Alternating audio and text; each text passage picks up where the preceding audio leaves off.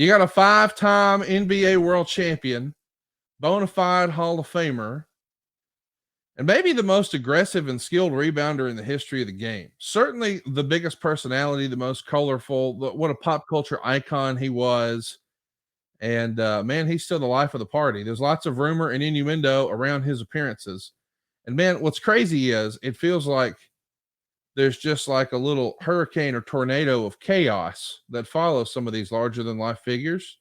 And it's really hard to put your finger on what's real and what's not, because you hear all these crazy things. And I heard crazy things about CM Punk years ago. He couldn't have been easier. He couldn't have been better. He could have been more gracious and awesome at StarCast 3 in Chicago.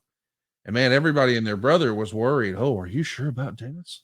Dude, he was phenomenal. We had a great time with Dennis. He was super easy.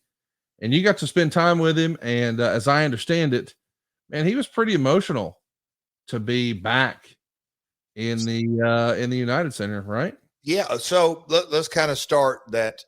Once the initiative picked up steam and going through, I'll call it kind of the car wash. You got to do legal, you got to do administrative, you got to just dot the I's, cross the T's on that. And then production has to get a graphic, and, you know, you got to wait on approvals and edits and just the normal course of business. But Conrad, that tweet went out, the first tweet. You know, that thing ended up getting over 2 million, what do they call that, impressions? Yeah, and quickly. That thing, and I just, do you know, when the first time I saw it just skyrocket out, let me ask you, who do you think the first person I thought of? Jarrett? Nope.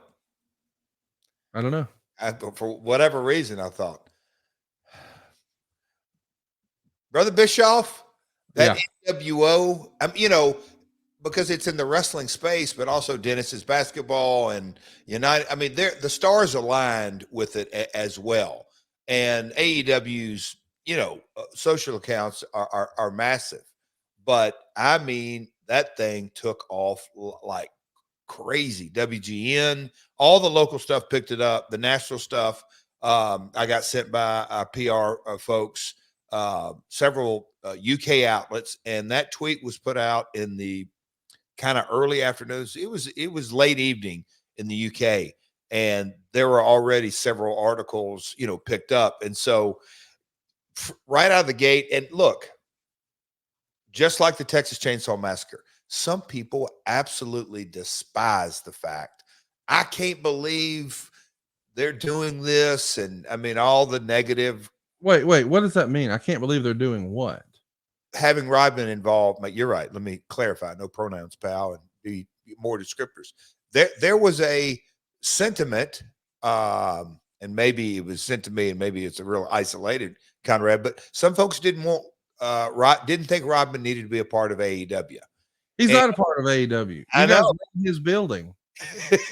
You brought a local legend out in front of. I know.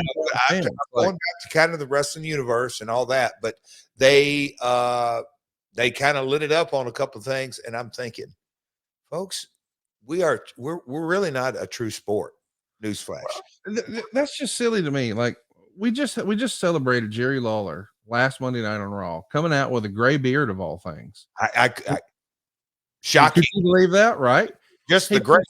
Yeah, but he comes out and waves to the crowd. It wasn't on air, but it meant a lot to the fans in the house of Memphis. And what a pop. You're in the home that the Bulls built. And this guy won title after title with Michael Jordan and the Bulls. And he was a pop culture icon. And he's back here for the first time in 13 years. He didn't come back for the Bulls. He came back to play grab ass with the Last Outlaw.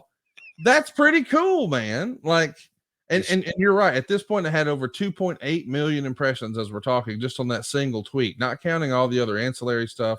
The social media value of this was an absolute home run. But the idea that there's anybody who's negative about, well, they're going to honor a famous basketball player in the arena where he won so many of those banners hanging up. What? But I mean, that's our audience. I mean, and I'm not knocking it, because that's the one thing wrestling fans, they're very passionate. They love you. They tell you what they like and what they don't like. Sometimes it's a lightning rod, but I just was like, wow, I knew you'd get good traction. It just way exceeded my expectations. In the collision segment, oh man, I don't even know where we get into it. I just, the video, I mean, everybody saw what happened on screen, but the story behind the story, to me, is fascinating as hell. But again, I get goosebumps when, or when Dennis got there. I can't say early in the afternoon, but before the show, sitting out in the parking lot, and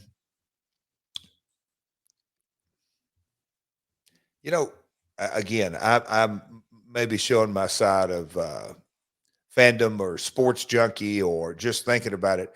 How many times he pulled down that long ramp, and we have our trucks there and some parking, and that's where the cars services is picking everybody up and dropping off. But how many times Dennis rolls down that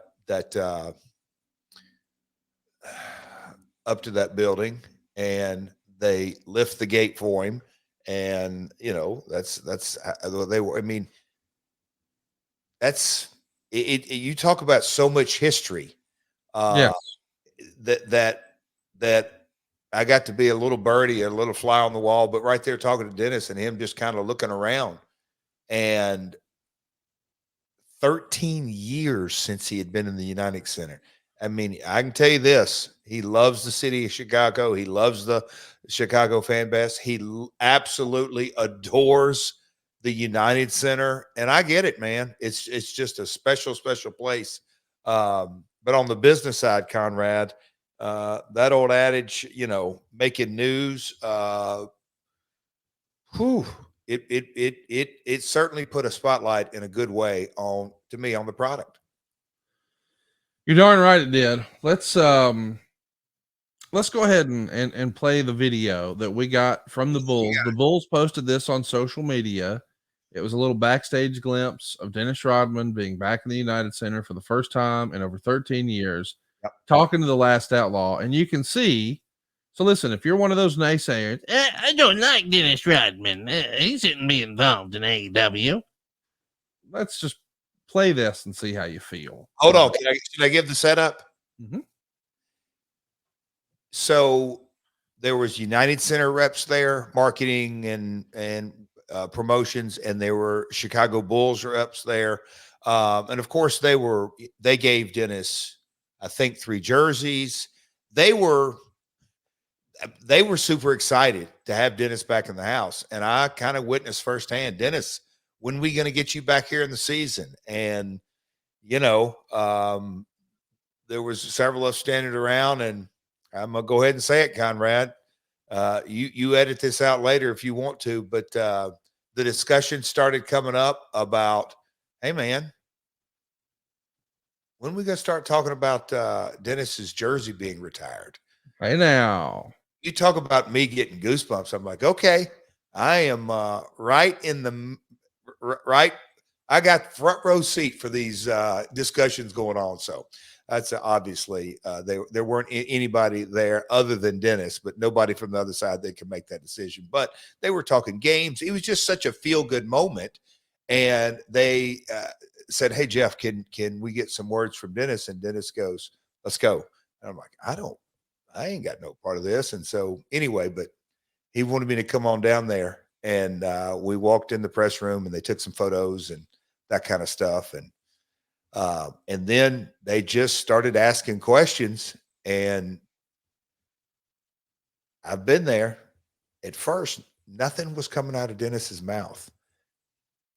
The emotion just completely overwhelmed him. So I don't know exactly where this clip's going to come up, but I actually chimed in and felt uncomfortable doing it, but let's roll it and see which clip this is. In Chicago have been love to me, man. I mean, love. I get so emotional because they love me so much, and can't speak.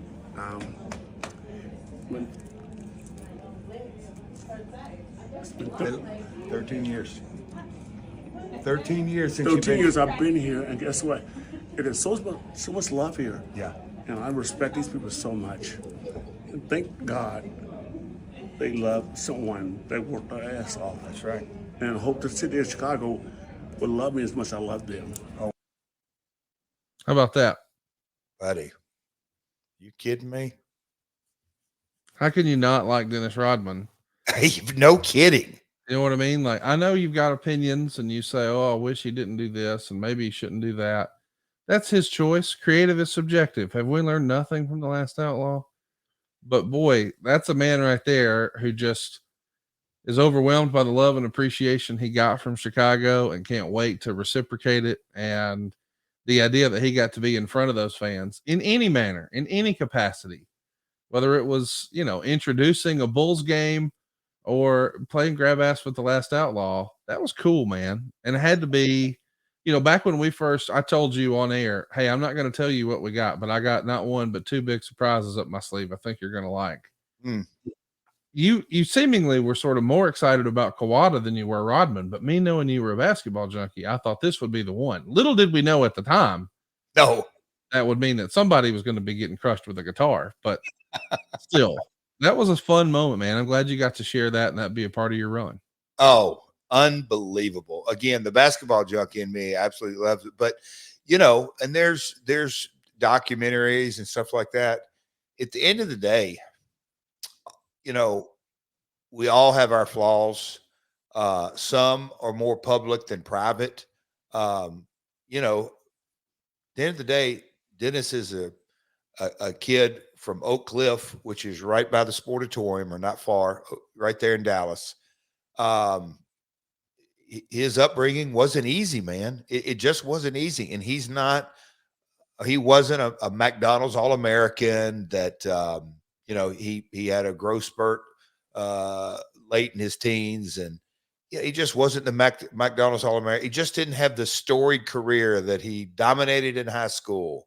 And then he went on to have this college career where he won, you know, 2 Final Fours and went to 2 more, just all that storied stuff. And just, you know, he was never like, oh my God, Rodman dropped 35 last night. And you really know in basketball, there's a lot of high school kids that score 30 of the game and then can't get 10 in college. And there's a lot of, but you know, that scoring is what everyone knows. But Dennis, man, he always did it the hard way, rebounding and defense. And then his college career wasn't this crazy successful deal. And then he gets to the pros and the bad boy Pistons, that Dennis was the young kid on that team with Isaiah Thomas and Bill Laimbeer and John Sally and God, I could name a few others, but just kind of how he broke the mold there of man, he's going to get after it. He's going to hustle his ass off. But for him then to be a part of the Bulls and that roster and all those wins, and then right, I guess you could say at the peak of his career, he steps over into my world, pardon the pun, into professional wrestling. It's just a fascinating life story. And I wish him nothing but the best. And Conrad, I hope so much that, you being the catalyst to get number 91 hung in the United Center. Conrad, if it happens, we're going.